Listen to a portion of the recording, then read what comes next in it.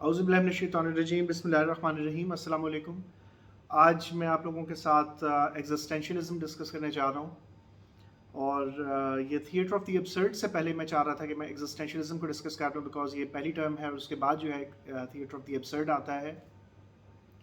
उसके बाद फिर मैं वेटिंग फॉर गोडो को जो है वो उसकी टेक्स्ट एक्सप्लेनेशन करूँगा। तो उसको करने से पहले उसका बैकग्राउंड या उसका जो मेन पॉइंट्स हैं वो जानना ज़रूरी था, जिसकी वजह से मैं ये बात आपको स्टार्ट करने लगा हूँ।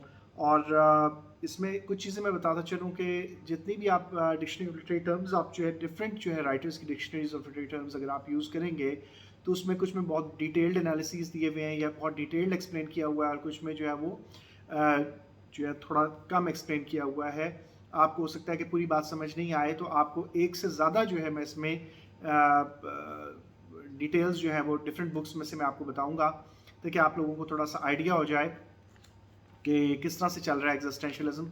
तो इसके लिए मैं तकरीबन 3 राइटर्स के जो है वो राइटिंग्स को इंक्लूड किया है मेनली अभी, ताकि आप लोग जो है वो इंटरेस्ट भी लूज़ ना करें। और साथ ही साथ ये थोड़ी सी एब्स्ट्रैक्ट फिलोसफी है या थोड़ी सी जो है वो डिफ़िकल्ट है टू अंडरस्टैंड, बट मैं चाहूँगा कि ट्राई करूँगा कि जितना ईजी मैं आपके लिए कर सकता हूँ कर दूँ उसको।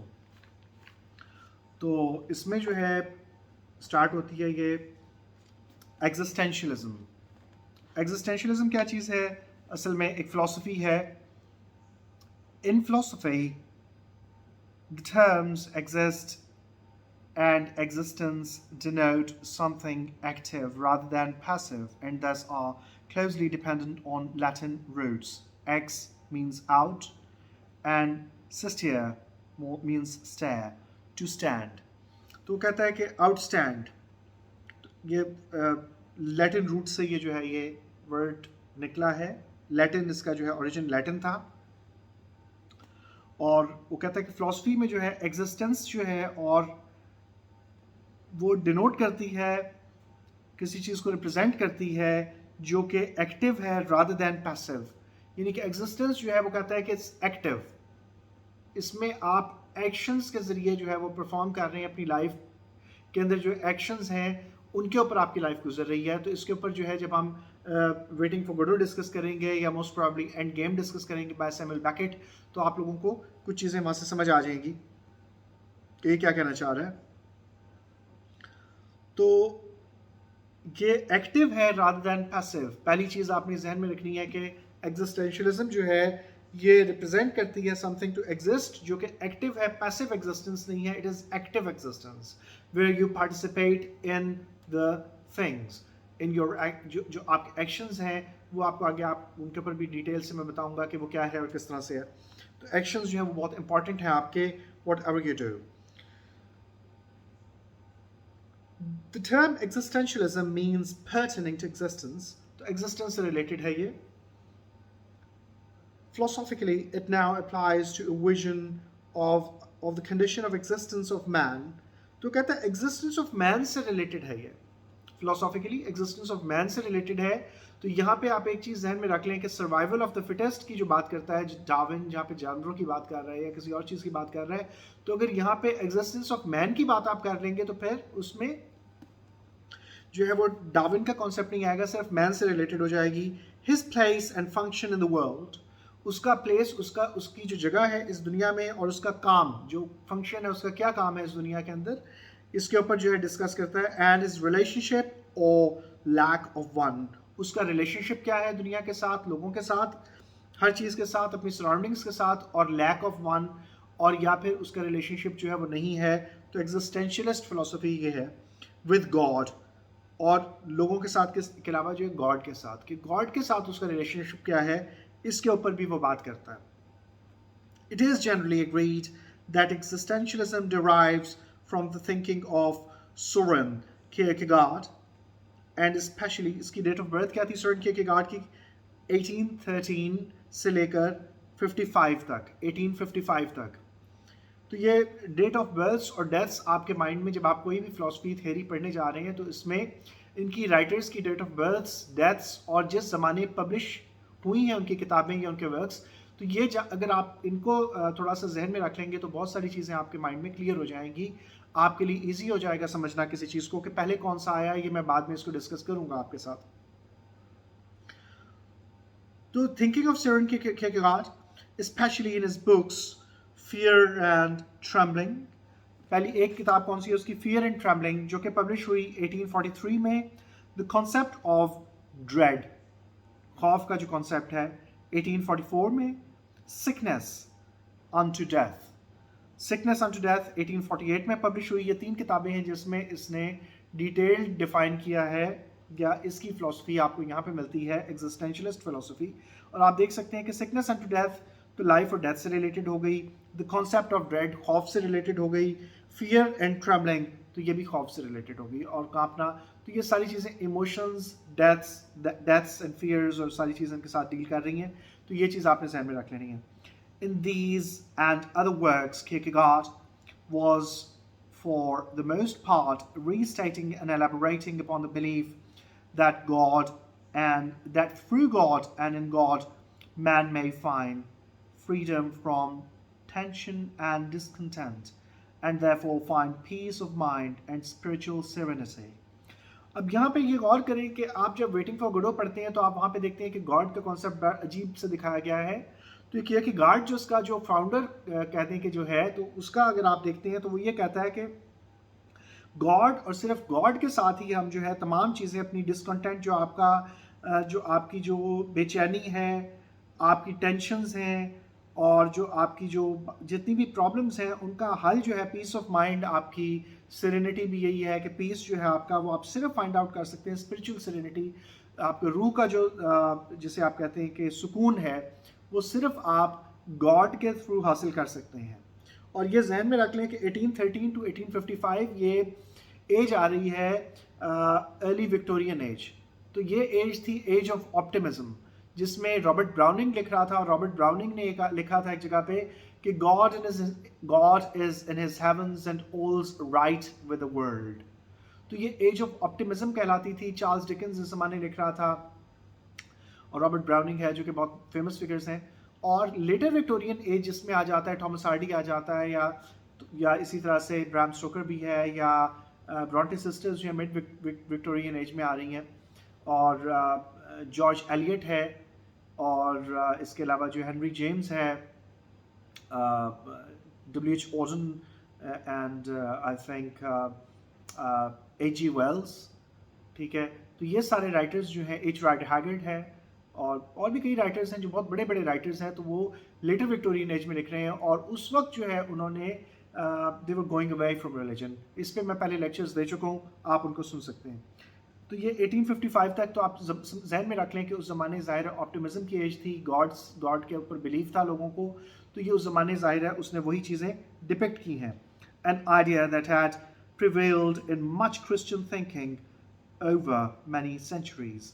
तो ये आइडिया जो था ये क्रिश्चियंस के अंदर बहुत ज़्यादा मौजूद था कई सेंचुरीज से, कि आप सिर्फ गॉड के थ्रू लिबरेशन हासिल कर सकते हैं, फ्रीडम हासिल कर सकते हैं, रूह का सुकून हासिल कर सकते हैं, ज़िंदगी में सुकून हासिल कर सकते हैं, प्रॉब्लम से निजात हासिल कर सकते हैं. सारी चीज़ें आप सिर्फ और सिर्फ गॉड के थ्रू ही हासिल कर सकते हैं.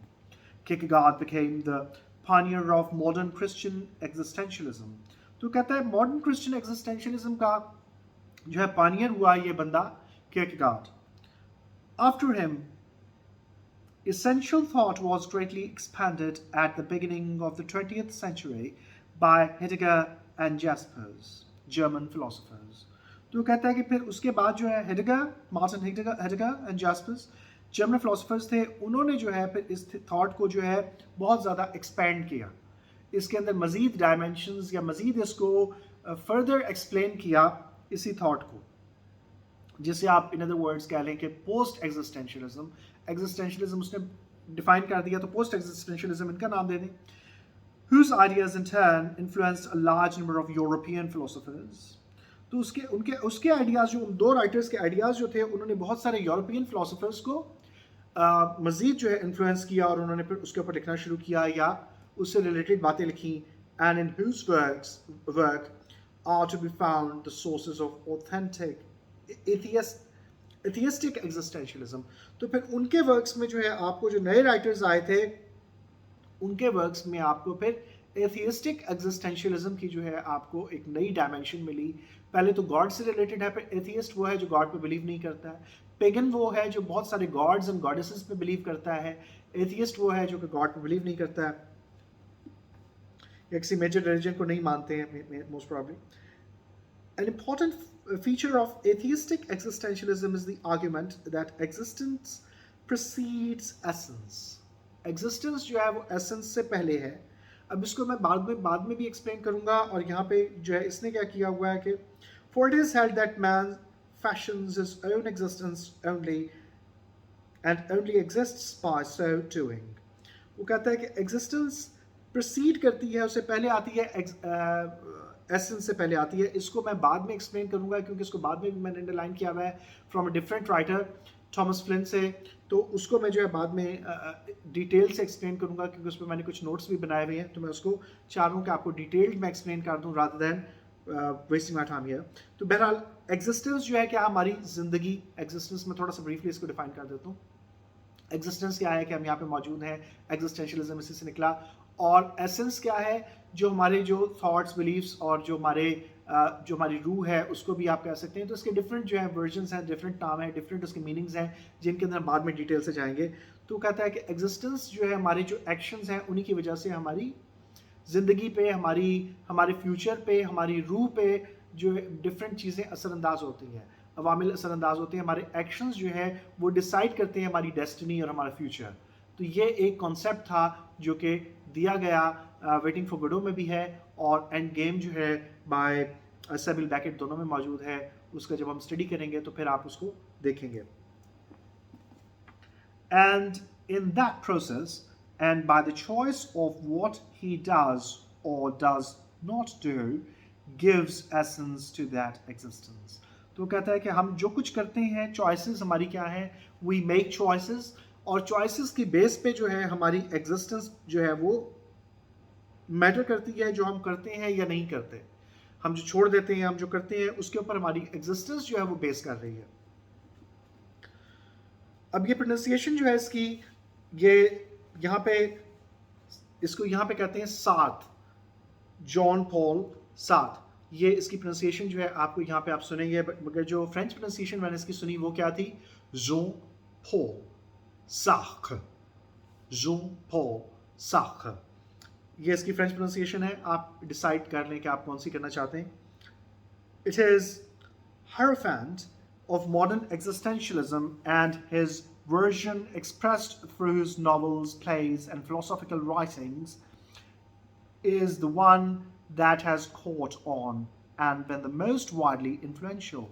तो कहता है कि ये साख जो है ये बहुत ज़्यादा इन्फ्लुएंशियल भी है. इसने प्लेस भी लिखे, फिलोसॉफिकल राइटिंग्स भी लिखी हैं, नॉवेल्स भी लिखे हैं. और इसकी राइटिंग्स में जो है हायरोफेंट है. ये हायरोफेंट क्या होता है, a person, especially a priest, who interprets sacred mysteries or specialized knowledge. तो कहता है कि ऐसा प्रीस्ट, ऐसा पादरी जो कि स्पेशलाइज्ड नॉलेज को इंटरप्रेट करता है, मिस्ट्रीज को इंटरप्रेट करता है, सेक्रेड मिस्ट्रीज को, तो वो जो है स्पेशलाइज्ड नॉलेज जो है उसको रिप्रेजेंट करता है. तो वो प्रीस्ट होता है, पादरी होता है. तो हायरोफेंट वो होता है. Of modern existentialism and his version expressed through his novels. तो उसका जो वर्जन था, उसका जो एक्जिस्टेंशियलिज्म का जो उसका कॉन्सेप्ट था, वो उसके नॉवेल्स, उसकी फिलोसॉफिकल राइटिंग्स और प्लेस से वो डिफाइन किया गया. यानी कि उसके अंदर मिलता है आपको इन साखस version, a vision man is born unto kind of void. वो कहता है कि आदमी जो है, इसके विजन में आदमी जो है एक खला में पैदा हुआ है. खला, वॉइड, जो चीज़ खाली हो, खोखली हो, उसके अंदर पैदा हुआ है. अब मड, और इसी तरह से मड, कीचड़ के अंदर पैदा हुआ है. यानी कि वो फ्री टू मूव नहीं, इन अदर वर्ड्स वो कंप्लीटली फ्री टू मूव नहीं है कीचड़, क्योंकि आपको प्रॉपरली इजीली मूव नहीं होने देती. और वाइड खला, खला जिसके अंदर आप गिरते ही जा रहे हो, मे बी एक बॉटमलेस एबिस और बॉटमलेस पिट. तो बॉटमलेस पिट जो है उसका कोई दूसरा किनारा नहीं है. तो वॉइड वो भी हो सकता है, या वॉइड एक खला भी हो सकता है, कुछ भी हो सकता है, खाली जगह भी हो सकती है. He has the liberty to remain in this mud and thus lead a passive, supine, acquiescent existence. तो कहता है कि अब इसकी चॉइस क्या है कि वो उस मड के अंदर रहना चाहता है.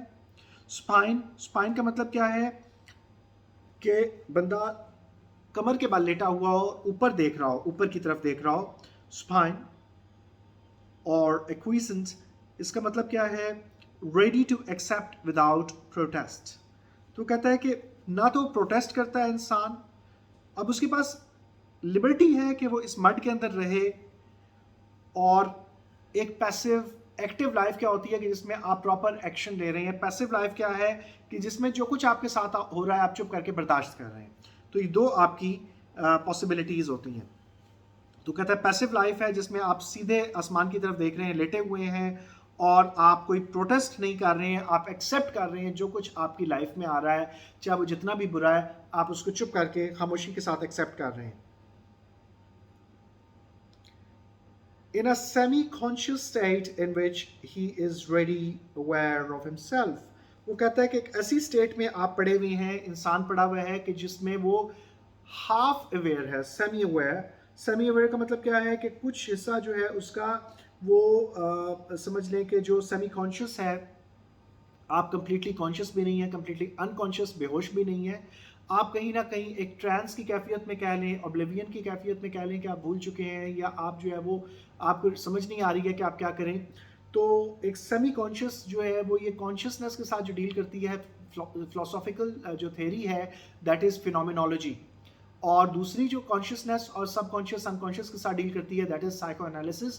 तो ये उसके साथ भी रिलेट करेंगी कहीं ना कहीं, आप उनको भी पढ़ सकते हैं। मेरे लेक्चर्स जो है साइको एनालिसिस में मौजूद हैं, आप जाकर उनको सुन लें ताकि आपको बेसिक्स वहाँ से पता लग जाए।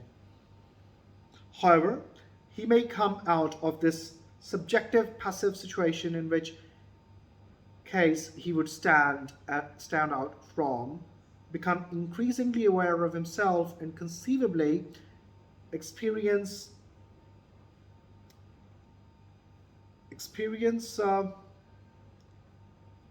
a species of metaphysical moral anguish।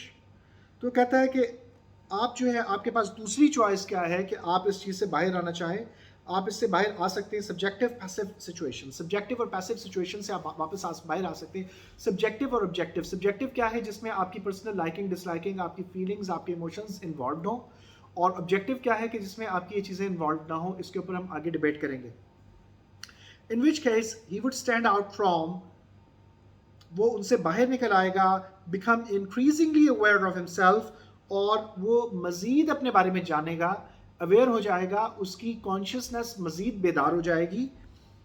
And conceivably experience a kind of anguish, तो metaphysical and moral anguish, anguish shame, तो वो शेम फील करेगा कि मैं किस सिचुएशन में था या किस सिचुएशन में हूँ। अब किस सेंस में शेम फील करेगा, it has not been mentioned here. If so, he would then have a sense of the absurdity of his predicament। और अगर ऐसी सिचुएशन में आएगा तो फिर उसे अपनी मुज़हका खेज जो उसकी हालत है, प्रेडिकमेंट, उसके ऊपर जो है वो फिर शेमफुल फील करेगा, उसको बहुत बुरा लगेगा, और वो कहेगा कि ये क्या है, ये सेंस आ जाएगी उसके एब्सर्डिटी। तो ये एब्सर्डिटी जो है, इसी से फिर थिएटर ऑफ द एब्सर्ड की जो है वो बुनियाद रखी जाती है। आप इसको आगे जाके देखेंगे। नेक्स्ट जो है लेक्चर जो मेरा उस पर होगा, एंड सफर डिस्पेयर, और फिर वो मायूसी का शिकार हो जाएगा। अगर वो बाहर भी निकल आएगा तब भी वो देखेगा कि वो जो उसकी एग्जिस्टेंस थी वो कितनी बुरी थी, या उसके बाद भी बाहर निकलने के बाद वो क्या कर सकता है, इसके ऊपर भी आप गौर कर लें। तो ये जब वेटिंग फॉर गोडो देखेंगे या एंड गेम देखेंगे तो वहाँ पे आप रियलाइज़ करेंगे कि वो बाहर निकलने के बाद भी शायद कुछ नहीं कर सकते हैं। तो वहाँ पे भी डिस्पेयर ही आएगी उनको। The energy deriving from this awareness would enable him to drag himself out of the mud। वो कहता है कि ये एनर्जी जो है जो उसके अंदर आएगी इसी चीज़ की वजह से, अवेयरनेस की वजह से, वो उसको ड्रैग करके अपने आप को घसीट के जो लेटा हुआ था मड के अंदर, मिट्टी के अंदर, कीचड़ के अंदर, वो अपने आप को वहाँ से निकालेगा। एंड बिगिन टू एग्जिस्ट, और फिर वो जिंदा रहना शुरू कर देगा। मगर वो जिंदगी कैसी होगी, अगेन उसके अंदर क्या होगा, ये एक सॉरी अलग क्वेश्चन है। By exercising his power of choice, he can give meaning to existence and the universe। वो कहता है अपनी choices मेक करके वो दुनिया को और यूनिवर्स को मीनिंग दे सकता है। मगर मैं मीनिंग देना शुरू कर दूं, मैं चीज़ों को रियलाइज या अंडरस्टैंड करना शुरू कर दूं, डज नॉट मीन कि उससे मेरी लाइफ अच्छी हो जाएगी। unless I take more actions perhaps, और सारी उम्र भी लोग काम करते रहते हैं तो ज़रूरी नहीं है कि उनकी ज़िंदगी को अच्छी हो जाए। तो ये एक पॉइंट है कि इसमें भी आगे ये ज़रूरी नहीं है सॉरी कि एक बंदा अगर लिख रहा है तो वो 100% ऑथेंटिक बात लिख रहा होगा। You may or may not agree with his or her statement. That is a very important thing that you need to understand. Thus, in brief, the human being is obliged to make himself what he is and has to be what he is. वो कहता है कि human being जो है वो obliged है अपने आप को बनाने के लिए जो कुछ वो है, और रियलाइज करने के लिए भी कि जो कुछ वो है, and has to be, और उसको होना चाहिए जो कि वो है। यानी कि आपकी जो जगह है आप उसको पहचानें और आप उस जगह पे पहुंचे। इन अदर वर्ड्स परहैप्स आप पहले रियलाइज करेंगे तो तभी आप उस जगह पे पहुंचेंगे। तो ये एक जो है पॉइंट ये हो गया एग्जिस्टेंशियलिज्म का। I hope you understand this. अब दूसरी किताब जो है मार्टिन ग्रे की, उसमें जो है उसने बहुत ब्रीफली डिफाइन किया हुआ है इसको, और वो क्या कहता है, मिलती जुलती बातें हैं। उसके बाद जो है मैं थॉमस फ्लिन की तरफ आऊँगा, वो थोड़ा सा डिटेल्ड एक्सप्लेन, उसको भी मैं कुछ चीज़ें एक्सप्लेन कर दूंगा, बाकी आप जो है वो खुद पढ़ के अंदाज़ा कर सकते हैं। Most philosophers and theologies have supposed that man's actual existence in this world is less significant than some pre-existing essence. अब यहाँ पे वो उसकी थोड़ी सी उल्टी बात कर रहा है कि कई फिलोसोफर्स ऐसे हैं कि जिन्होंने कहा है कि मैन की एग्जिस्टेंस जो है वो इतनी इंपॉर्टेंट नहीं है जितनी उसकी प्री एग्जिस्टिंग एसेंस था, उसका, उसकी रूह थी, या उसका जो वो था, या आगे जाके आप पढ़ेंगे तो मजीद ये चीज़ें क्लियर होंगी क्योंकि उसको मैं डिटेल डिफाइन करूंगा। तो यहाँ पे वो कह रहा है कि कई फिलोसोफर्स ऐसे हैं कि जो इस बात पे बिलीव करते हैं कि मैन की एक्चुअल एग्जिस्टेंस जो है in this world is less significant than some pre existing essence. Pre existing essence क्या है कि जो पहले से मौजूद था, प्री एग्जिस्टिंग एग्जिस्टेंस से पहले जो एसेंस मौजूद था, तो वो ज़्यादा इंपॉर्टेंट है, और आपकी एक्चुअल एग्जिस्टेंस जो है वो लेस सिग्निफिकेंस है। कि आपकी एक्चुअल एग्जिस्टेंस जो है इस दुनिया में, जो आपकी ज़िंदगी है, जिसे हम कहते हैं जी दुनिया की ज़िंदगी 4 दिन की है, ये खेल तमाशा है, ये जो है वो जो है बहुत इंपॉर्टेंट नहीं है। रियल लाइफ कौन सी है, वो मरने के बाद स्टार्ट हो रही है। तो बहुत सारे कॉन्सेप्ट्स जो हैं आपको वेरियस रिलीजन्स के अंदर मिलेंगे। वेरियस मैं इसलिए कह रहा हूँ कि जो इसमें बहुत डिटेल्ड जब आप एनालिसिस करते हैं तो जुडाइज़म के अंदर जो ज्यूस की जो टीचिंग्स हैं उसके अंदर ये बात मेंशन्ड है कि वो बंदा जो है वो शियोल में चला जाता है, डार्कनेस के अंदर एक जगह पे चला जाता है, मगर वहाँ पे हेल का कॉन्सेप्ट जो है वो मौजूद नहीं है। इस पर मैं किसी टाइम में इंशाल्लाह लेक्चर्स दे दूंगा। तो हेल का कॉन्सेप्ट जो है वो जुडाइज़म के अंदर मौजूद नहीं है। ये वो कहते हैं कि जीनोम का कॉन्सेप्ट जो है ये आया है बाइबल के अंदर, जो कि न्यू टेस्टामेंट है उसके अंदर आया है, इंजील के अंदर आया है, और ये जो ईसाइयों की किताबें हैं इसमें आया है। यहूदियों की किताबों में वो कहते हैं कि कहीं भी इसका कॉन्सेप्ट मौजूद नहीं है। बुक ऑफ जॉब की एग्जांपल देते हैं वो, और आप पढ़ सकते हैं जाकर उसको।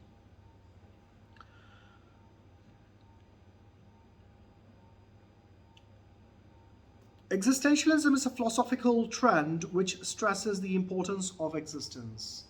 तो philosophical trend है जो existence की importance पे जो है वो जोर देता है। Though Kierkegaard elaborated a Christian version of the philosophy, Kierkegaard ने क्रिश्चियन वर्जन ऑफ फिलोसफी पेश किया था कि गॉड जो है, ये मैं पहले डिस्कस कर चुका हूँ कि गॉड जो है उसकी वजह से सब कुछ है, और गॉड के अंदर ही आप अपना जो है वो प्योरिफिकेशन या आप सब कुछ फाइंड आउट कर सकते हैं। In general existentialism takes the view that the universe is an inexplicable, meaningless and dangerous theatre for the individual's existence. अब यहाँ पे इसने एक डिफरेंट चीज़ बयान की है जो कि पुरानी जो किताब थी J.A. Cudden, उसने जो डिफाइन किया था उससे थोड़ा सा डिफरेंट है इसका वर्जन। और वो क्या कहता है,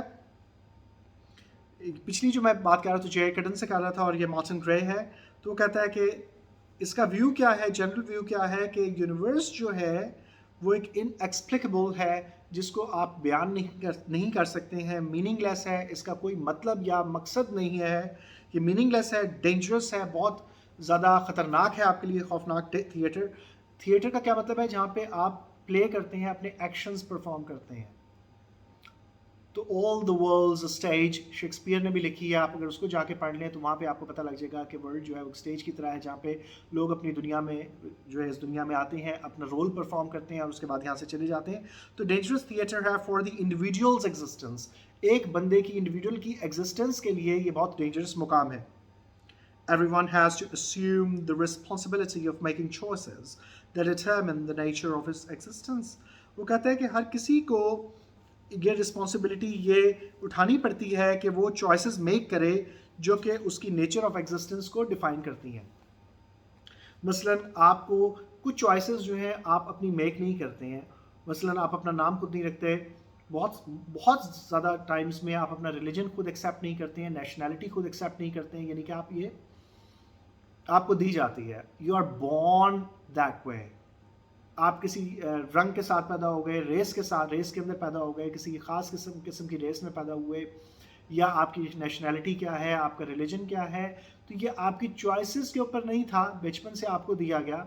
बहुत कम लोग हैं जो फिर बाद में इसको चेंज कर लेते हैं, ज़्यादातर लोग जो हैं दे स्टिक टू इट, जो उनके पेरेंट्स ने या उनकी जो सोसाइटी ने उनको दे दिया, तो वो उसके साथ ये चीज़ भी आप आगे पढ़ेंगे, उसी के ऊपर जो है वो अपनी लाइफ को बेस करते हैं।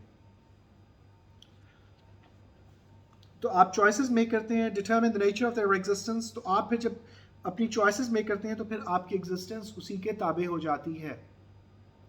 बचपन से कुछ चीज़ें ऐसी होती हैं कि आपको बचपन में मार पीट के पढ़ाया जाता है, तो आप एक बड़े लेवल पे आके फिर आप जो है वो अच्छी जॉब करते हैं, तो फिर आप रियलाइज़ करते हैं कि हमें हमारे पेरेंट्स ने सही रास्ते पे लगाया था।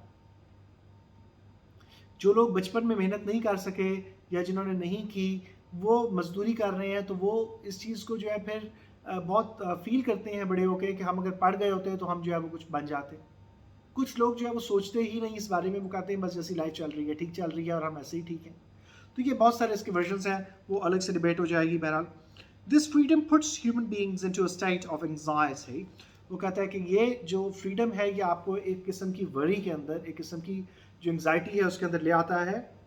surrounded as they are by infinite possibilities, तो आप सराउंडेड हैं, आपके इर्द गिर्द बेशुमार पॉसिबिलिटीज़ हैं। जिस तरह से रॉबर्ट फ्रॉस्ट जो है वो अपनी जो पोइम लिखता है, the road not taken, two roads diverged in a yellow wood, and sorry I could not travel both, and be one traveler long I stood and looked down one as long as I could to where it bent in the undergrowth. थोड़ा बहुत इसमें एक दो अल्फाज का change हो सकता है, तो जो कुछ मुझे आती। तो इसमें दो चॉइसेस आपके पास नहीं है, you have a plenty of choices. तो आप जो है वो कितनी चॉइसेस मेक कर सकते हैं, आपके पास ये भी रास्ता है, ये भी रास्ता है। आप जो है वो कौन सा सब्जेक्ट लेना चाहते हैं, इतने सारे वैरायटी ऑफ सब्जेक्ट्स हैं, आपको कोई सब्जेक्ट जो है कौन सा पसंद आता है, तो आपके पास बेशुमार चॉइसेस हैं। तो आप किस चॉइस की तरफ जाना चाहते हैं, इन्फिनिट पॉसिबिलिटीज़ हैं आपके पास।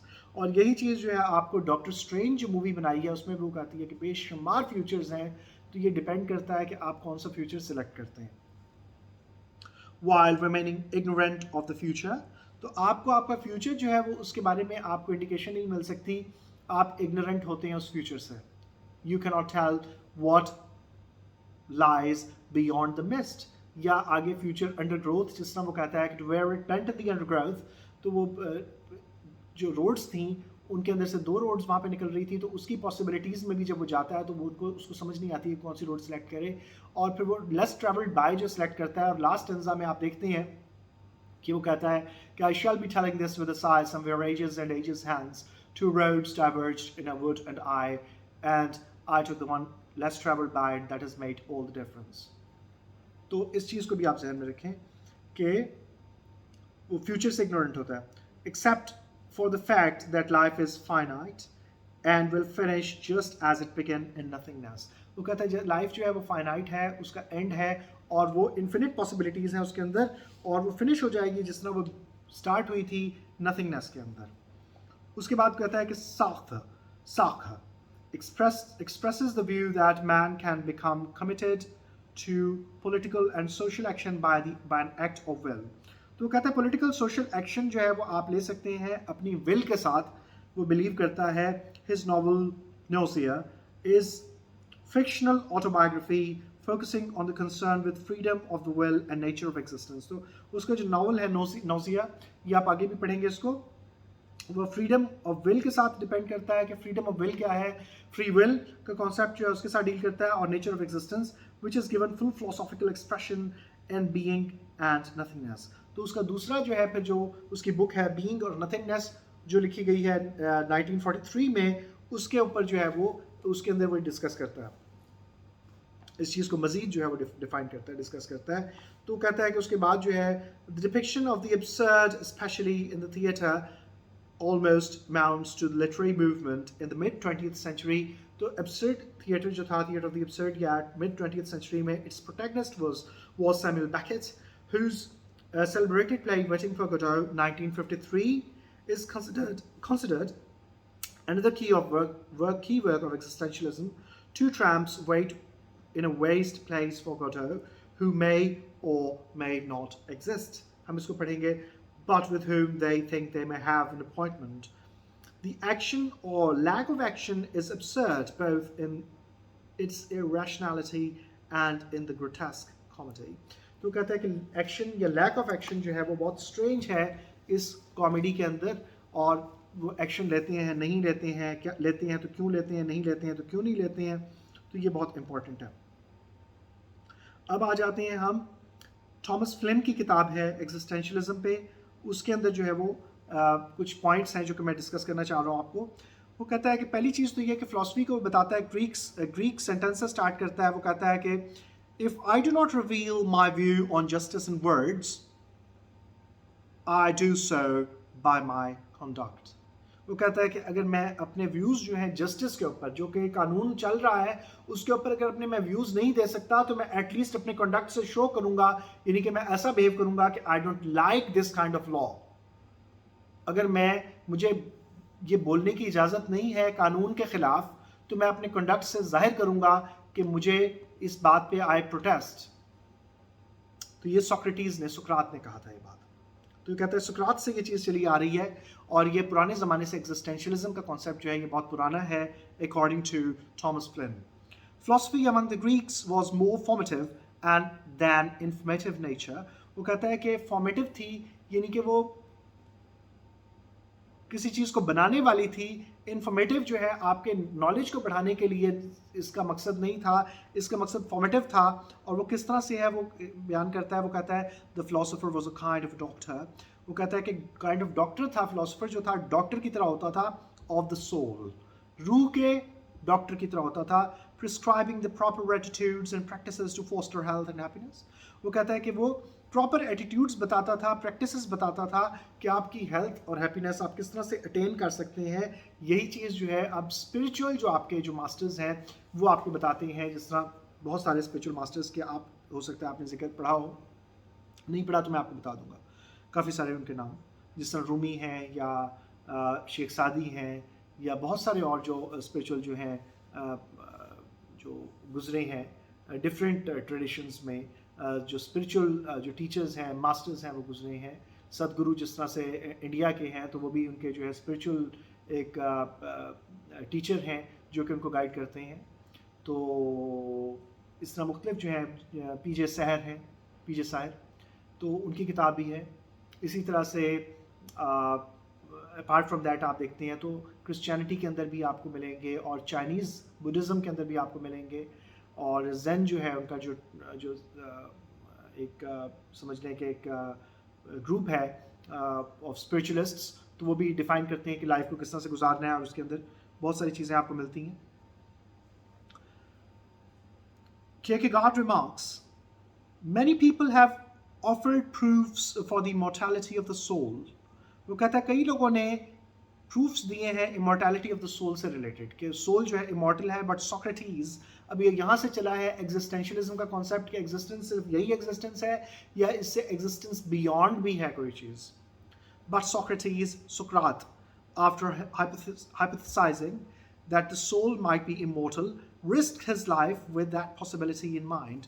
वो कहता है कि सुकरात ने अपनी लाइफ जो थी उसका रिस्क ले लिया उसी पॉसिबिलिटी के साथ। अपने माइंड में जो पॉसिबिलिटी थी कि दुनिया जो है वो उससे बाद भी एक दुनिया है, या एग्जिस्टेंस जो है it is not the end, death is not the end, it is just the beginning may be. तो इसी चीज पे जो है सुकरात से जब पूछा गया पॉइजन क्यों पीने का कहा गया था, कि उसने कहा था कि सूरज जो है वो देवता नहीं है, ये गॉड नहीं है, जिसको वो गॉड मानते थे, उसको अपोलो मानते थे, या उसको जो है वो गॉड मानते थे जो ग्रीक थे, ग्रीक लोग, यूनान के लोग। तो उसने कहा कि ये बॉल ऑफ फायर है, ये आग का गोला है, ये गॉड नहीं है। तो उसकी वजह से उसे कहा कि या तो पॉइजन पियो या फिर बताओ कि तुम जो है गलत थे, झूठ थे। उसने कहा मैं झूठ नहीं बोल रहा हूँ, मैं सच बोल रहा हूँ। तो उससे जब लोगों ने पूछा कि तुम्हारी डेड बॉडी के साथ हम क्या करें, तुम्हारे जिस्म के साथ हम क्या करें, उसने कहा do whatever you wish, because the king does not understand that whatever I am when I drink the poison I will not be the same person which I am now. तो उसने कहा कि there will be something missing in me which makes me what I am. तो उसने कहा कि मेरे अंदर कोई चीज़ मिसिंग होगी। बादशाह को बात समझ नहीं आ रही है कि जो चीज़ मैं हूँ अब वो पॉइजन पीने के बाद मैं नहीं रहूँगा, there will be something missing, कोई चीज़ मिसिंग होगी मेरे अंदर से which makes me what I am, जो मुझे मैं बनाए हुए है, मैं कहीं और हूँगा, लैंड ऑफ द ब्लेस्ड में हूँगा, और ये मेरा जिस्म होगा, ये एक समझ लें कि जिस तरह कपड़े हैं उतार के आपने फेंक दिए, तो आप जो है वो कहीं और होंगे, ये जिस्म होगा जो इसके साथ मर्जी करना। He drank the poison as commanded by the Athenian court. उसने पॉइजन पी लिया जो कि कमांड किया गया था एथेनियन कोर्ट में, all the while discoursing with his followers on the possibility of another life may await him. तो possibility of another life के बारे में बात करते हुए कि वो उसका इंतजार कर रही होगी, उसने पॉइजन पी लिया। Kierkegaard calls this example of truth as subjectivity. तो कहते हैं कि subjectivity, truth as subjectivity, उसने इसको नाम दिया कि अपना पर्सनल ट्रूथ, उसका subjective truth, उसका truth था वो। और क्या है, by this he meant a personal conviction on which one is willing to risk one's life. अपनी उसकी conviction थी, उसका belief था जिस पे वो अपनी जान देने के लिए भी राजी था। In his journals, Kierkegaard muses, the thing is to find the truth which is true for me, to find the idea for which I can live and die. वो कहता है बात ये होनी चाहिए कि एक सच हासिल करो जो कि मेरे लिए सच हो, जिसको मैं सच मानूं, वो सच मैं हासिल कर पाऊं, और उसी आइडिया के साथ मैं जिंदा रहूं और मर जाऊं। तो ये चीज़ जो है उसने 1835 में कियरकेगार्ड ने ये बात कही।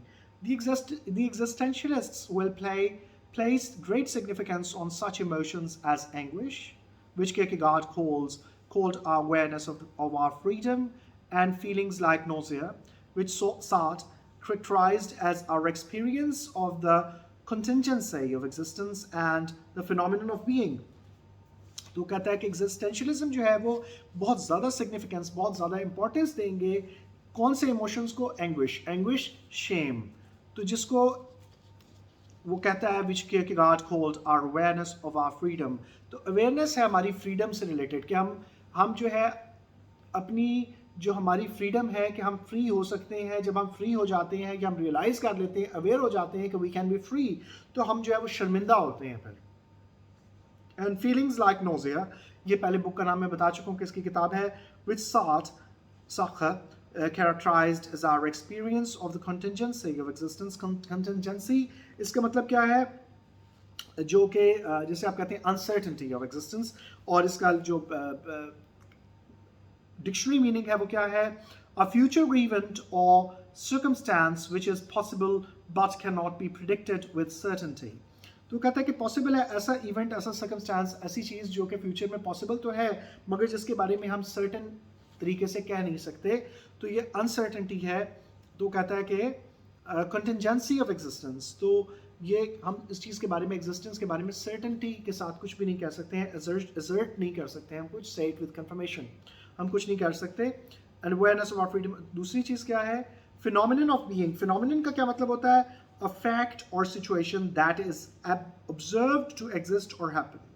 तो ऐसा फैक्ट, तो फैक्ट ऑफ आवर बीइंग, तो हम जो है अपने आप को, अपने बीइंग को, अपनी ज़ात को रियलाइज कर लें, हम उसकी हकीकत तक पहुंच जाएं,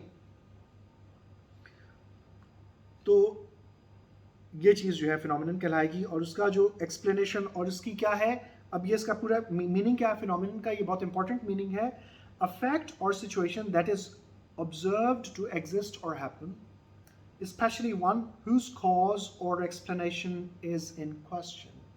तो cause और explanation जो है उसके ऊपर भी questions हैं, questions, कि क्यों कॉज किया गया है, फैक्ट ये क्यों हुआ, इसकी क्या एक्सप्लेनेशन है, ये सारे क्वेश्चंस हैं उस फिनोमेनन के अंदर भी। तो ये दोनों चीज़ें जो हैं इनको वो डिफाइन करता है। उसके बाद उसने जो है थॉमस फ्लिन ने इसमें 5 पॉइंट्स दिए हैं कि 5 जो है बेसिक थीम्स जो है जो एग्जिस्टेंशियलिज्म में आपको मिलेंगी, और वो क्या है। पहली चीज़ क्या है, एग्जिस्टेंस प्रीसीड्स एसेंस। अब वो उससे थोड़ा सा डिफरेंट हो जाएगा। जो मैंने मार्टिन रे की डेफिनेशन जो स्टार्टिंग पढ़ी थी उसमें ये था कि आपका एसेंस जो है वो प्री एग्जिस्टिंग एसेंस है, वो आपकी प्री एग्जिस्टेंस से ज़्यादा पहले है और ज़्यादा मोर सिग्निफिकेंट है, आपकी एग्जिस्टेंस जो है लेस सिग्निफिकेंट है। और यहाँ पे जो है वो कहता है एग्जिस्टेंस प्रीसीड्स एसेंस। अब एग्जिस्टेंस क्या है, एग्जिस्टेंस जो आपकी एग्जिस्टेंस आपकी जो वजूद है यहाँ पे वो एग्जिस्टेंस है। एसेंस का क्या मतलब है, the intrinsic nature. Intrinsic nature क्या होती है, बिलोंगिंग नेचुरली और इसेंशियल। इसेंशियल नेचर या नेचुरल आपकी जो नेचर है, और इंडिस्पेंसिबल जो कि एब्सोल्युटली नेसेसरी है। जो नेसेसरी नेचर है आपकी, quality of something distract which determines it's character. तो कहते हैं कि ऐसी चीज़ है, एब्स्ट्रैक्ट चीज़ है, something abstract which determines it's character.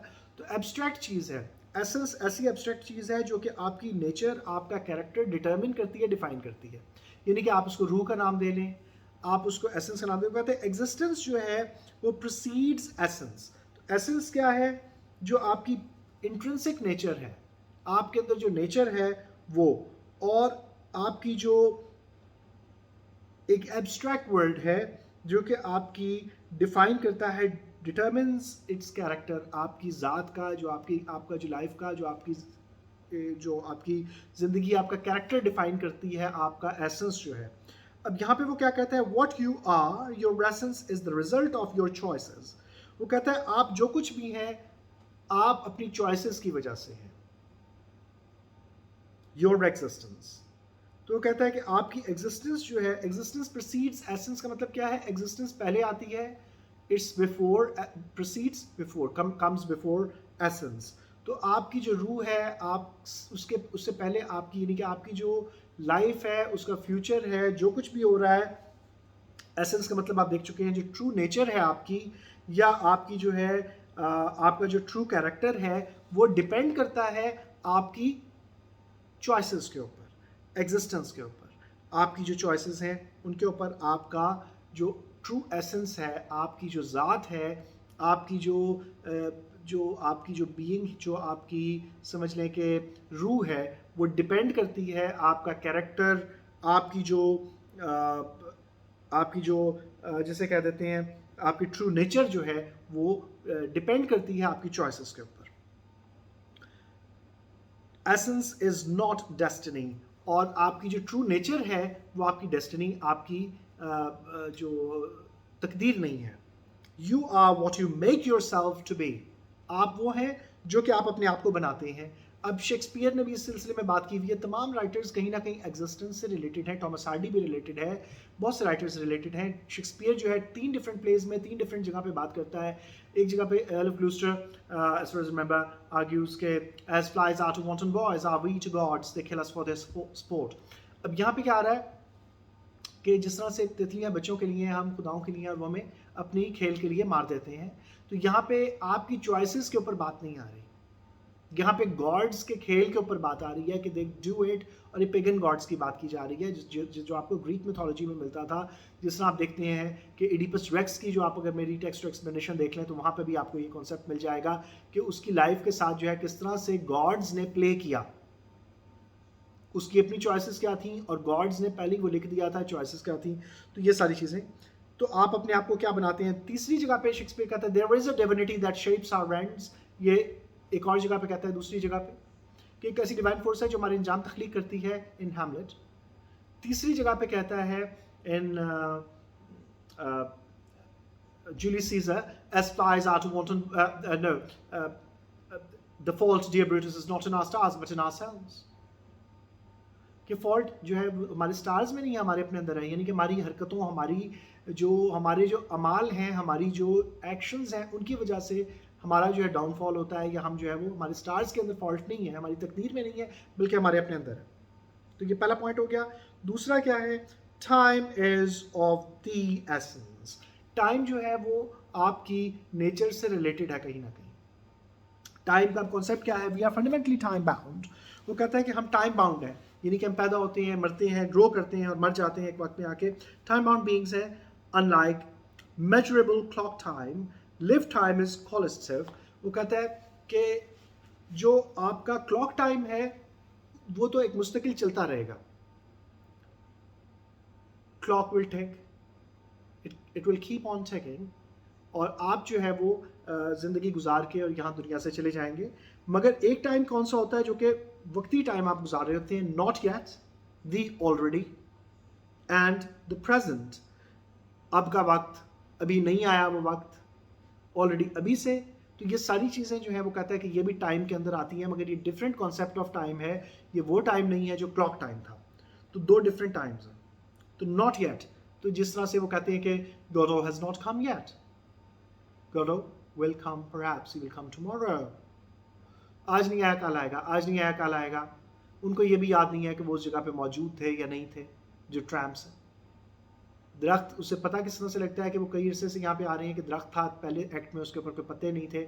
Second act में उसके ऊपर पत्ते जो है वो निकले हुए हैं। कुछ जैसे पता लगता है कि वो काफ़ी टाइम से यहाँ पे आ रहे हैं।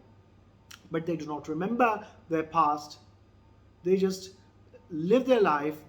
जो चल रही है बस जैसे चल रही है वो चला रहे हैं उसको। Miserable, in a miserable condition, and the present differ among themselves in meaning and value। और ये सारी चीज़ें जो है नॉट येट, ऑलरेडी, प्रेजेंट, ये डिफर करते हैं मीनिंग और वैल्यू में। वो प्रेजेंट है वहाँ पे और वो डेली वहाँ पे जाते हैं और गोडो का वेट करते हैं, और इन द एंड एक बच्चा आता है और कहता है कि Godot will not come today, he will come tomorrow. Today और टुमारो का कॉन्सेप्ट, ये सारा टाइम का कॉन्सेप्ट है। उसके बाद है humanism. Existentialism is a person centred philosophy. वो कहता है कि पर्सन सेंटर्ड फिलोसफी है, ये पहले भी मैं आपको बता चुका हूँ। They're not anti-science. Its focus is on the human individual's pursuit of identity and meaning. तो ह्यूमन परस्यूट, ह्यूमन जो उसकी जो जस्तजू है अपनी आइडेंटिटी को, अपना सेल्फ को फाइंड आउट करने की, और अपना मीनिंग इस दुनिया में, अपना मीनिंग फाइंड आउट करने की, जिसको वो कह रहा था, मार्टिन ग्रे कह रहा था कि it's a meaningless universe. Meaningless universe में आप मीनिंग फाइंड आउट कर रहे हैं, अपनी ज़ात का, अपनी एग्जिस्टेंस का मीनिंग फाइंड आउट कर रहे हैं। एक वॉइड में है आप perhaps, meaning amidst of social and economic pressures। आपको सोशल प्रेशर्स भी हैं, सोसाइटी की तरफ से भी आपको बहुत सारे बेशुमार प्रेशर्स हैं, इकोनॉमिक प्रेशर्स भी हैं, आपको फाइनेंशियल क्राइसिस भी हैं, उनके अंदर से भी आपको गुजरना पड़ता है। और इसको वो क्या कहता है, जो प्रेशर्स किस तरह से हैं, इसको टेरी गिल्टन जो है इसके ऊपर बात करता है फ्रॉइड के पॉइंट ऑफ व्यू से, इन साइकोएनालिटिकल क्रिटिसिज्म। वो कहता है कि we were not called upon to work in order to survive, we would simply lie around all day doing nothing। वो कहता है कि अगर हमें काम करने के लिए, सर्वाइवल के लिए हमें काम ना करना पड़ता, अपने सर्वाइवल के लिए, तो हम सारा दिन लेटे रहते, कुछ भी ना करते। तो कहता है कि ये इकोनॉमिक प्रेशर्स हैं आपके ऊपर, तो आप प्लेजर प्रिंसिपल को रियलिटी प्रिंसिपल से दबा के अपनी ज़िंदगी को जो है वो एक ख़ास डायरेक्शन में लेके जाते हैं। You suppress your choices and your desires and your likings. आप उनको सप्रेस करते हैं। You sell your work, you sell your time and you sell your energies to earn, और आप दुनिया में ज़िंदा रहने के लिए काम करते हैं। Economic pressures of mass society for superficiality and conformism. तो कहता है कि आप जो है वो प्रेशर्स जो है वो मास सोसाइटी के, जो सोसाइटी जो है उसकी जो बहुत ज़्यादा जो लोग हैं उनके भी आप प्रेशर्स हासिल करते हैं, उनके ऊपर आपके उनके ऊपर भी उनके जो है आपके ऊपर भी प्रेशर्स होते हैं। सुपरफिशियलिटी, जो सतही तौर पे आप जो चीज़ें जो हैं उनको, जो कि सोसाइटी के अंदर सतही चीज़ें मूव कर रही हैं, जिस तरह से बहुत सारी चीज़ें ऐसी हैं कि जैसे जहेज़ का कॉन्सेप्ट है, सतही कॉन्सेप्ट है कि जो जहेज़ लाजमी देना है और लोग क्या कहेंगे और फलां क्या कहेंगे, तो आप प्रेशर, सोशल प्रेशर में आ रहे हैं। Conformism क्या है? The tendency to adopt the attitudes, behaviors, dress, etc. of the group to which one belongs। तो ये क्या conformism क्या है? कि आप उस ग्रुप की जो है attitudes, behaviours and dress adopt करें जिसमें आप रहते हैं। आप अपनी मर्जी से ड्रेस नहीं पहन सकते, आपको सर्टन सोशल कोड्स का, नॉर्म्स का, सर्टन सोशल एटीट्यूड्स का आपको ख्याल रखना पड़ता है। आप लोगों को गालियाँ नहीं निकाल सकते हैं चलते फिरते। आपको सर्टन जो है सोसाइटी के अंदर जो है सर्टन आपको तरीक़ों से चलना पड़ता है। आप अपनी मर्जी से हर चीज़ नहीं कर सकते। फोर्थ पॉइंट क्या है? Freedom, responsibility. freedom/responsibility. Existentialism is a philosophy of freedom. Existentialism जो है वो कहता है freedom की philosophy है. Freedom क्या है? Freedom of choices maybe. Freedom of thinking maybe. So are you free to choose or free to think? Its basis is the fact that we can stand back from our lives and reflect on what we have been doing. वो कहता है कि इसकी base जो existentialism की वो क्या है कि हम पीछे यूं करके बैठ सकते हैं और हम फिर सोच सकते हैं, रिफ्लेक्ट कर सकते हैं, गौर फिक्र कर सकते हैं कि हम क्या करते रहे हैं या क्या कर रहे हैं जो आपका रिसेंट पास्ट गुजरा उसमें. In this sense, we are always more than ourselves. तो कहते हैं इस तरीके से हम अपने आप से ज़्यादा होते हैं. more than ourselves किस तरह से कि मसलन जब मैं अपने पास्ट की तरफ देखता हूँ तो मैं वो मैं नहीं हूँ जो मैं वहाँ पे था. I am a different being. मेरे लिए जो चीज़ फ्यूचर में थी पास्ट में, अब मेरे लिए वो पास्ट में है और मैं देख सकता हूँ कि मेरी कौन सी चॉइस मैंने सही मेक की थी, कौन सी चॉइस मैंने गलत मेक की थी और उसकी वजह से मेरे लिए क्या क्या फ़ायदे क्या क्या नुकसान हुए. तो आई एम अनदर पर्सन. अगर मैं अपनी लाइफ के बारे में, अपने बचपन के बारे में, जवानी के बारे में, 2 साल पहले के बारे में कोई कहानी लिखता हूँ तो मैं वो मैं नहीं हूँ जो मैं वहाँ पे था. मेरे लिए जो चीज़ फ्यूचर में पॉसिबिलिटीज़ में थी मेरे लिए वो पास्ट में है. तो ये कॉन्सेप्ट जो है फिलोसॉफिकल कॉन्सेप्ट ये मैं डिस्कस कर चुका हूँ इन स्ट्रक्चरलिज्म एंड पोस्ट स्ट्रक्चरलिज्म. तो आप वहाँ से जाके उसको सुन सकते हैं मज़ीद. कॉन्सेप्ट ऑफ द सेल्फ पे मेरे एक और चैनल पे भी लेक्चर मौजूद है, जिसको चाहिए है वो बहुत डिटेल्ड मैंने कॉन्सेप्ट ऑफ द सेल्फ को डिस्कस किया है, एनालाइज किया है कि कितनी किस्म का जो है मैं है, कॉन्सेप्ट ऑफ द सेल्फ है. तो अगर आपको उसका लिंक भी चाहिए तो you can ask me and I give you that channels link. तो आप उसको भी सुन सकते हैं. उसमें रिलीजियस पॉइंट ऑफ व्यू से मेरे थोड़े से लेक्चर्स मौजूद हैं, इंटरप्रिटेशन ऑफ ड्रीम्स पे हैं या बहुत सारी चीज़ों पे है, तो आप देख सकते हैं उसमें भी. In this sense, we are always more than ourselves, but we are as responsible as we are free. तो हम रिस्पॉन्सिबल भी हैं अपनी डेस्टिनी के में भी, अपनी लाइफ के बारे में रिस्पॉन्सिबल हैं लोगों को, सोसाइटी के मुख्तलिफ जो चीज़ें हैं कि हम हमारे कुछ रिस्पॉन्सिबिलिटीज़ हैं इस दुनिया के अंदर जो कि हमें सोसाइटी ने बताई, रिलीजन ने बताई, हमारे बड़ों ने बताई, या हमने खुद कुछ रिस्पॉन्सिबिलिटीज़ अपने सर पे ले ली कि लोगों की मदद करनी है या वो करनी है, या आपकी अपनी चॉइस होती है कि आपके पास पैसे पड़े हुए हैं, आप किसी की हेल्प करें या ना करें, ये रिस्पॉन्सिबिलिटी आप इसको समझते हैं अपनी या नहीं समझते. तो ये सारी चॉइसेस की बात है. उसके बाद तो ये फ्री विल की अगेन बात आ गई. Ethical considerations are paramount. तो कहता है कि एथिकल कंसिडरेशंस जो है वो सबसे ज़्यादा इम्पॉर्टेंट हैं. तो इसमें आप जो है वो गौर करेंगे एथिकल जो कंसिडरेशंस हैं. एथिकल क्या होता है? Relating to moral principles. तो मॉरल प्रिंसिपल्स जो हैं वो बहुत ज़्यादा इंपॉर्टेंट हैं. और the branch of knowledge which deals with these moral principles. या तो मॉरल प्रिंसिपल्स को एथिकल प्रिंसिपल्स कहा जाता है, या फिर जो ब्रांच ऑफ स्टडी उनके साथ डील करती है उसको भी एथिकल जो है वो कहा जाता है. तो Paramount of great importance. Though each existentialist understands the ethical, वो कहता है कि हर एग्जिस्टेंशलिस्ट जो है वो एथिकल को अंडरस्टैंड करता है एज विद फ्रीडम. जिस तरह से वो चॉइसेस को, फ्री विल को वो एक्सेप्ट करता है, फ्रीडम को इंसान के एक्सेप्ट करता है इज इन हिज और हर ओन वे, अपने अपने तरीके के मुताबिक. तो वो इसी तरह से एथिकल को भी, जो आपकी जो मॉरल प्रिंसिपल्स हैं उनको भी अंडरस्टैंड करता है. The underlying concern is to invite us to examine the authenticity of our personal lives and of our society. वो कहता है अंडरलाइन कंसर्न क्या है? अंडरलाइन कंसर्न ये है, इसका जो बेसिक कंसर्न है वो हमें ये एग्जामिन करने पे मजबूर करता है कि हम अपनी लाइफ को, अपनी पर्सनल लाइफ की ऑथेंटिसिटी को, उसकी जो हकीकत को हम जानने की कोशिश करें, उसके अंदर कितना सच है, कितनी हकीकत है, और अपनी सोसाइटी की हकीकत को जानने की कोशिश करें. अब यहाँ पे एक और चीज़ है जिसको कहता है कि what Kierkegaard is talking about expresses what one might call a conversion experience, and where the decisive move is not purely intellectual but a matter of will and feeling.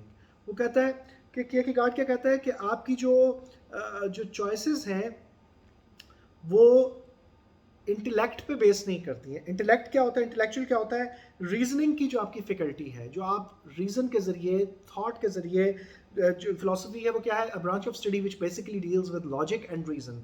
तो आप रीजंस पेश करते हैं, आप जो है वो किसी चीज़ को अंडरस्टैंड करने के लिए ऑब्जेक्टिविटी के अंदर जाते हैं, आप अपनी चॉइसेस को, अपनी लाइकिंग डिसलाइकिंग को शामिल किए बगैर किसी चीज़ को जज कर पाएँ। तो ये एक्सपीरियंस जो है इंटेलेक्ट कहलाता है, इंटेलेक्चुअल एक्सपीरियंस कहलाएगा। तो जिस तरह से रिगार्ड टू जो रिलीजियस मैटर्स हैं, उनके अंदर भी आप अपनी थिंकिंग को, अपनी सोच को जो है वो शामिल करें और लॉजिक और रीज़न से बात करें। तो कहता है कि इंटेलेक्चुअल मैटर बस a matter of will and feeling. तो एक विल और फीलिंग का भी मैटर है। विल क्या होती है, फीलिंग क्या होती है, इमोशनल स्टेट ऑफ और रिएक्शन। फीलिंग एक तो यह है कि आपकी इमोशनल स्टेट क्या है, आपके इमोशंस क्या है। दूसरा फीलिंग का मतलब क्या है, एन आइडिया और बिलीफ स्पेशली अ वेग और इरेशनल वन। तो फीलिंग क्या होगी, इरेशनल होगी। वो कहता है, ये मीनिंग है फीलिंग का कि something which is irrational, an idea या बिलीफ जो है, जो कि वेग है, धुंधला है और इरेशनल है, वो भी फीलिंग में आ जाता है। शोइंग इमोशन और सेंसिटिविटी, और इमोशन आप शो कर रहे हैं या सेंसिटिविटी शो कर रहे हैं, वो फीलिंग्स में आ जाएगा।